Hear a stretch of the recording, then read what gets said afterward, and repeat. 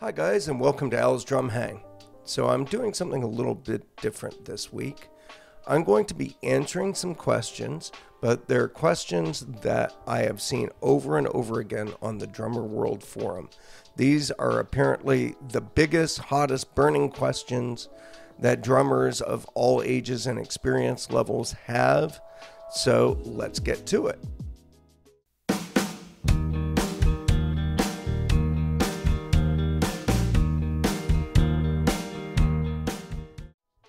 In today's video, I'm going to have an assistant who's going to help me pick the questions and answer them. Thanks a lot. Appreciate your help. First question. I just got an insert name here drum set. What head should I put on it? My answer is it really doesn't matter what brand of drum set it is. It really doesn't matter what make of drum set it is or what the shells are made of, so much as what kind of music you're intending to play and at what volume and in what setting. We've got cheap drum sets from Guitar Center that maybe cost $150, and maybe you got them at a garage sale for even cheaper. And they are going to sound best with the same heads you might choose to put on a $4,000 brand new boutique drum set, because the drum heads are made to evoke certain sounds for certain styles of music. To answer the question, if you're playing kind of like jazz or pop or mid-tempo, mid-volume music, contemporary music, you might get away with a single ply head on the batters of your toms and on the underside of your toms. In Remo terms, that's an ambassador, and in Evans terms, that's a G1.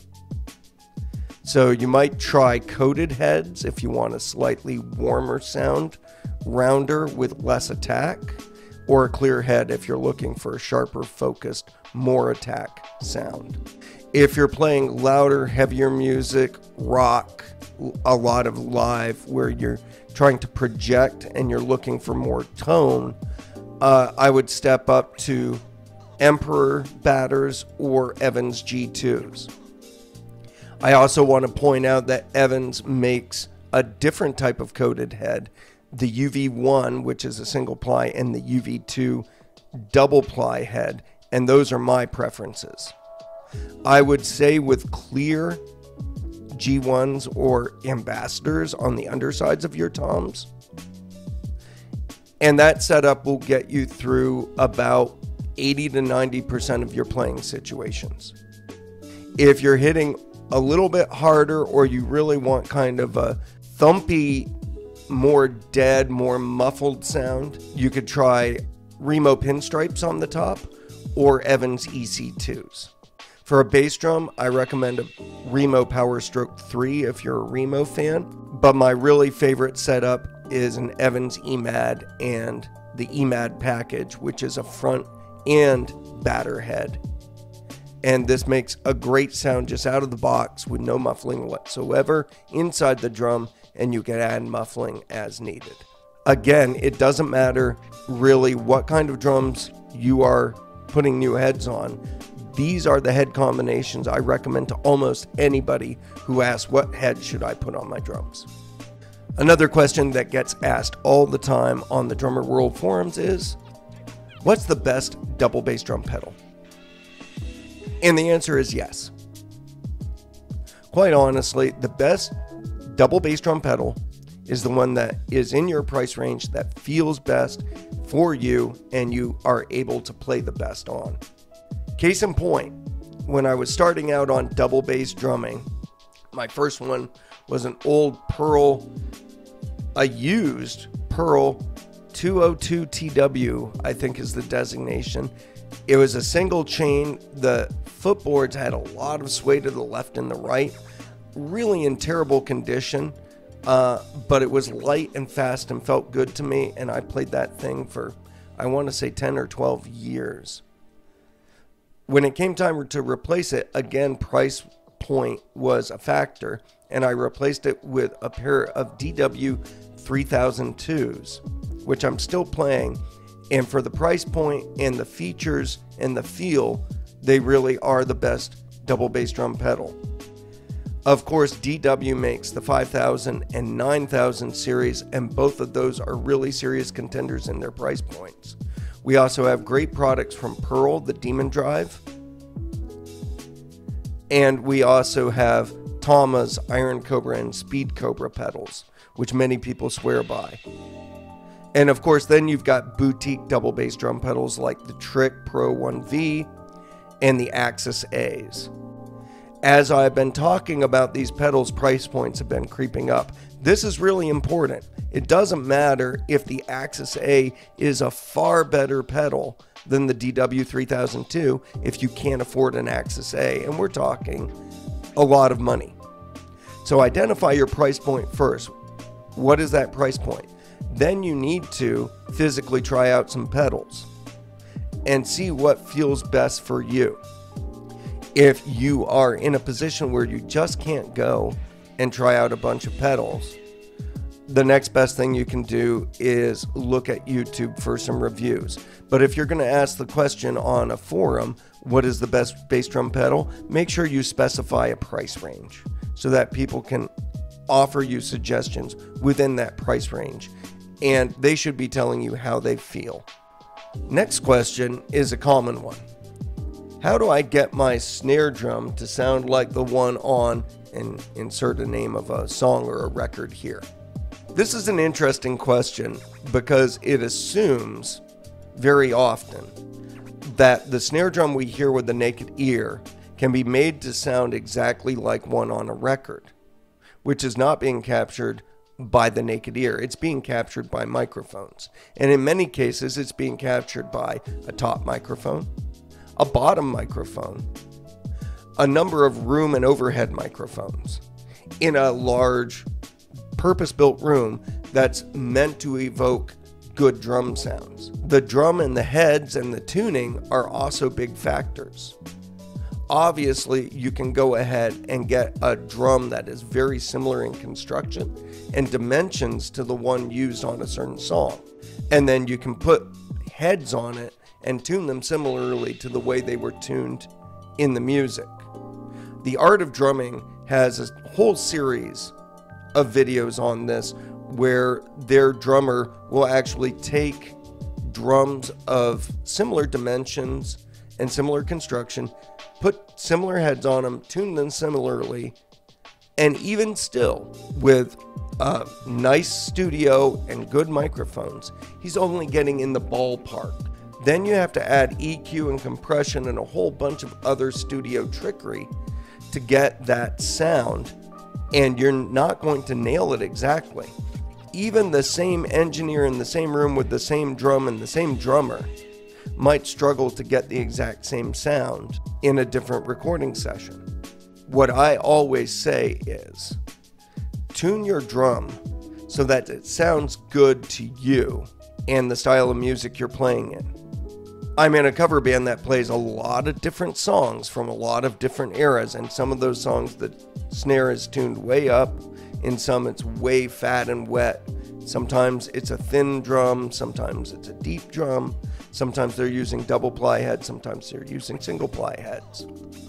I use one drum on those gigs. I'm not trading out my snare drum and a whole bunch of different tunings and changing tunings. One thing I do when I'm on these gigs is I'll take along a big fat snare drum donut, and for songs where I need a little extra fatness, I'll slap that thing on. And that'll change the drum sound very quickly. If you don't have a big fat snare drum product to slap on your drum head, you can try snare weights, or you could put a towel over it, or even an extra drum head turned upside down and nested inside the rim to get a different snare sound. But getting your snare to sound exactly like on the record is going to be useful for that record only, for those songs only. And why are you trying to get that exact sound? Is that your sound? Are you trying to start up a tribute band for that band and that song? What really is the motivation? We should really be just tuning our snares to where they sound really, really good for the room we're in and the music we're playing. Another one I see all the time on Drummerworld is, how do I play faster? Well, practice. a lot. That's how you get faster. It's just like running. In order to run faster, you have to run a lot, and you have to run all the time, and you have to train. Remember, drumming is a physical act, and we've got to train our muscles to perform better over time. Faster only comes when our muscles build up strength and resistance and flexibility. So if we are doing 180 BPM for a week, by the end of the week, it should be easier to play consistently at 180 BPM for 5 minutes. Then we need to nudge it up to 185 or 190 for a week or two, or however long it takes until we are nailing that consistency for a length of time, like 5 minutes or whatever. Then you keep edging it up, and that's the best way to train for speed. It doesn't matter whether it's your hands and your feet, and very often, because a lot of young drummers playing double bass want to get in there and they want to improve their bass drum speed because they would like to play really fast like they hear on the records. And it's the same thing. You've got to use a metronome. First and foremost, use a metronome, because it doesn't matter how fast you are if you're not precise. And then you've got to train up to it, and it's going to take time. The thing is, nobody you're hearing on those records just sat down and was naturally fast. Mike Mangini, I guarantee you, when he was training to do world's fastest drummer and be the blinding fast drummer that he is today, he trains for that. And he practices and he trains himself to be able to consistently do that. So you've got to do the same. You got to put in the time if you want to do the time. Another thing I'm going to throw at you, and this is just me talking, and it's my opinion. Don't lose sight of the fact that in terms of playing speed, we've still also got to make music with our speed. It's no good doing fast singles or doubles if you can't apply them to the music you're playing. So please remember, it's good to be fast, but you have to be a fast musician, not just a fast physical player of drums. You've got to be able to apply that speed in a musical setting that's appropriate for the song and for the musical style. Obviously, speed metal, speed is valued, but it's not just dugga dugga dugga dugga all the way through every song. You're going to have to be able to hit rhythms along with the rest of the band, especially when they shift into a breakdown or go into a different section. You need to break up those rhythms. And at that point, your speed is going to rely on your consistency and your ability to hit a tempo over a period of time.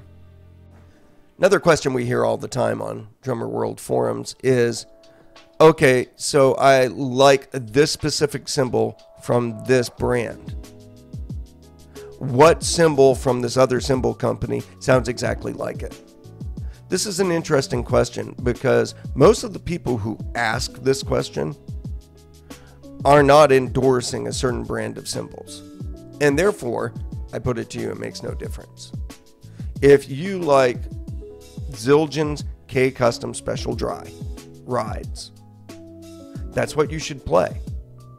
Just because the rest of the cymbals on your kit are Sabians or Pistes or Minals doesn't matter. If you like that specific cymbal, go buy it and play it. That is the sound you like. Now, other cymbal companies might make similar ones, but they're not going to make stuff that sounds exactly the same. On my kit, I currently have cymbals from 4 different manufacturers. And what I'm going for is a specific sound, and it doesn't matter who makes the cymbal. It's the sound I'm after. So I was looking for a ride that had a great bell, but was easy to crash and to do a kind of washy crash ride on. And an AAX Omni by Sabian completely fit the bill. Even though I like Zildjian rides, that's the one I went with because it was the sound I was looking for. I mix AAX and A custom crashes on my kit because they blend well. They're not exactly the same. They're very similar manufacturing processes, but I can hear that the AAXs are a little bit brighter and a little less bottom end, whereas the A customs have a little bit more of that bottom end cushion, at least to my ear. And then when I had this janky modified Zildjian Z Custom Crash with holes poked in it to sound like a ozone. When it came time to replace it, the cymbal that actually sounded closest to it to my ear was a Meinl Classics Custom Dark Trash Crash. And that's what I bought. I could have bought another Zildjian Z Custom used and hired somebody or done it myself to poke holes in it. But Meinl had one ready to go out of the box that sounded fine. And I'm like, it's a Meinl, okay, whatever.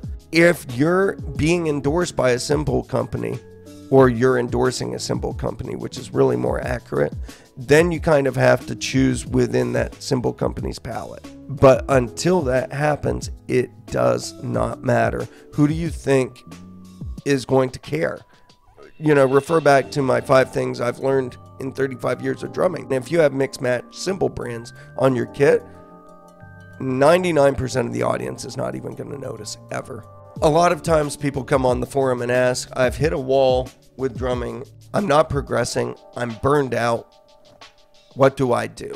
And most of us old seasoned folks on there have a couple of ready answers for that one. The first, obviously, is to do something different.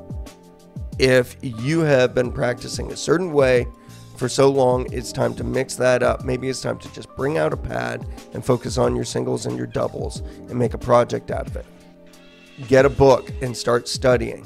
You know, 3 books that I would always recommend to anybody at any skill level to look into are Ted Reed's Syncopation, The New Breed by Gary Chester, and Tommy Igoe's Groove Essentials. These are great resources for anybody at any level, and you can do all sorts of things with these books. Another thing that I would really recommend if you are stuck and trying to get out of your rut is to take a lesson.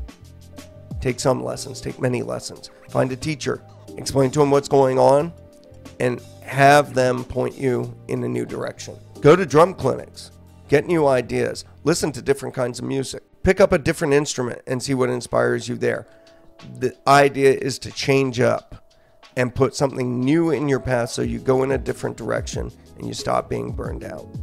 Should I buy this new drum, this new cymbal, this new drum set? Well, don't come on a drum forum with a lot of drummers and say, should I buy something? Because you're going to get told yes in most cases. Don't look to us to help you avert your gear acquisition syndrome, or GAS as it's known. But we will caution you if you're looking at making a dumb purchase for too much money. Here is this used kit in really, really scuzzy condition, and the guy wants $2,000 for it. No, don't buy that. I have a Yamaha Stage Custom, and I'm looking at getting a Ludwig Element. No, don't do that. You're actually not getting a better drum set. Unless the reason for it is you need a second drum set of approximately the same level as the drum set you own for a second space, like a rehearsal space, or you need 2 drum sets for some reason, and that's your price point. Should you buy that snare drum? If you like it, absolutely. Should you buy that cymbal? If you like it, absolutely. Don't buy something just to buy something. But if you like the sound, buy it. If it fits your playing style, buy it. If it makes you happy to play drums, buy it. Make sure you can afford it. Don't go maxing out credit cards. It should be a step up from or fill a gap in your current equipment. But other than that, go buy it. Heck, now I want to go buy something. The last question I'm going to talk about today is one that pops up all the time. And because drum sets are very loud, and it's very hard to practice your drum set in a house or an apartment, we get asked all the time, can I use egg crate foam or foam panels or whatever to soundproof my room or my garage? Guys, the answer is no. The answer is always no, and no. Foam does not soundproof anything. It just does not. 2 things cause actual soundproofing. Mass, an incredible amount of mass in the walls, floor, and ceiling. And separation of the walls and ceiling and floor that are facing your drum set from the walls, ceiling, and floor that are facing outward from the room you're playing in. What foam panels do is sound treatment of the space you're in.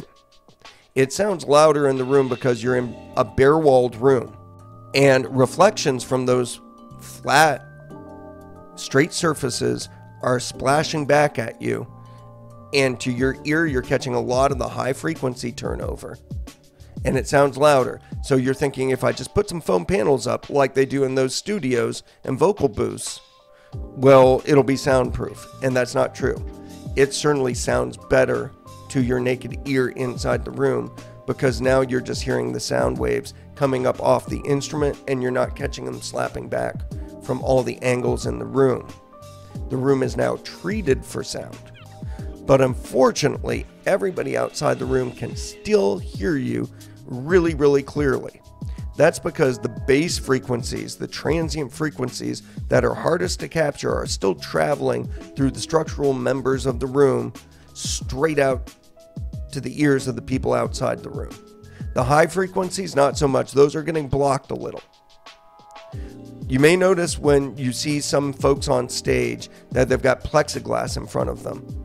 At churches, a lot of times they'll put plexiglass in front of the drummers, or at least in front of the drummer's cymbals. And that's meant to cut out those high frequencies bleeding into microphones, and that works very well, but it does almost nothing for the rest of the frequencies of the drum set. And it's those low frequencies that are actually the ones that are hardest to capture in a quote-unquote soundproof room. What really needs to happen is you need to create a room inside a room. This creates an air gap between the inner room where your drums are and the outer room that faces outwards to everybody else in the environs. The sound waves cannot travel through the material and directly out because there's an air gap. They stop. Another thing that works very well, and I've used it in the past, is if you have a house with a basement that's cinder blocks surrounded by earth, then really this cuts down on the amount of actual soundproofing you have to do. You might get away with suspending a ceiling that will stop transmissions upward into the rest of the house.